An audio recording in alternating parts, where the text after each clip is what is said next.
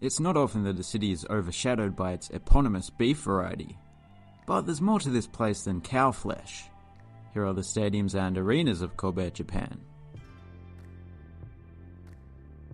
Kobe Universiade Memorial Stadium.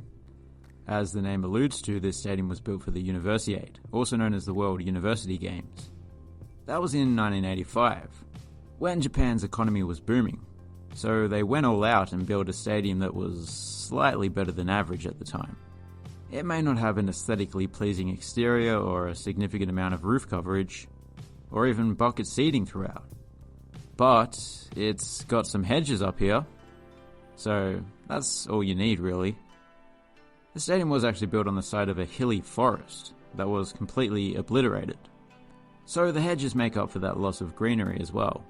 You see, love them or loathe them, this is exactly why hedge funds are so important. Despite being the largest stadium in the city, it doesn't have a permanent sporting tenant nowadays. Some of the local clubs do play the occasional game here, but the only permanent fixtures are athletics related, so I doubt its large capacity is put to good use very often. Moto Field Kobe. This venue is operated by the Osaka-based Oryx Buffaloes of Nippon Professional Baseball, who occasionally play here. A reminder that Osaka is within the same metropolitan area as Kobe. It's just 30 minutes away on the train. Weirdly, one of the reasons that the Buffaloes sometimes play here rather than their dome stadium is so they can set off fireworks without causing hearing loss and suffocation, which is generally considered to be not so good for humans. As for the design, well, it's reminiscent of some of the older MLB ballparks. No, not that old. No, that's a cat. Yes, that's more like it. Apparently it was the first Major League style ballpark in Japan.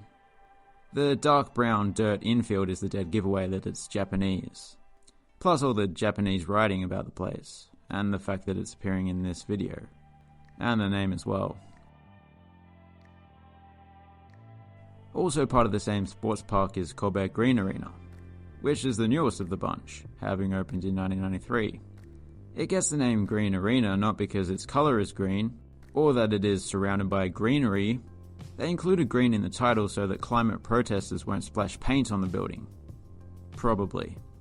It does have a relatively small capacity, but the seating layout is not exactly intimate.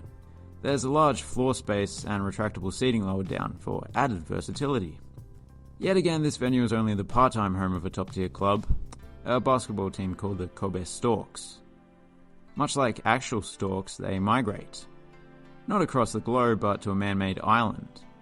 Their regular home is called World Memorial Hall, also known as Port Island Hall. Because, as I said, it's situated on an island, and it's an island with ports, you see. So they called it Port Island, and since this hall is on Port Island, some people call it Port Island Hall. I don't think I'm getting the point across. I'll make a separate video to explain it. From the looks of it, you may assume the entire exterior is made from brick or some similar material. And yes, it is brick lower down, but the rest is actually clad with metal. Metal that is now very rusty, which I think is very aesthetically pleasing. The roof looks even more spectacular from inside. Once again, the arena floor is very large, but in this instance it is oval shaped as well, and that is because it had to accommodate indoor athletics back in the day. Norva Stadium Kobe was built prior to the 2002 FIFA World Cup, on the site of Kobe Central Football Stadium, which was a pioneer in Japanese football, as it was the first football stadium in the country to have floodlights. At least ones of a professional standard that allowed professional matches to be played at night. We've come a long way since then, because not only can this ground host games at night, it could probably host them during a monsoon, as it has a retractable roof. During the World Cup, the stadium did not yet have that roof, but it did have around 10,000 additional seats in the form of temporary stands at each end, as you can see here. You may recall a similar thing occurring during the 2018 World Cup, although that one was not for the faint of heart. This ground also hosted games at the Rugby World Cup in 2019. The good thing about rugby is that it doesn't even matter how hard you try. It's worth 5 points regardless, unless you convert it. But then that's not the try itself, is it? The try is still worth 5 points. This sports complex is located just a kilometre or so outside of city limits, so it's technically not Kobe, but I make the rules, so let's include it. Starting off with Miki Disaster Management Park Athletic Stadium. Yeah, the park is where the prefectural emergency response people are headquartered. Why there's a stadium of this size up here is a little bit puzzling, given that it is out of the way and, as we saw, there's a very similar one in the city proper. I suppose it serves the more rural parts of the prefecture. The stadium can be rented out by any member of the public. It's presumably schools and businesses rather than individuals.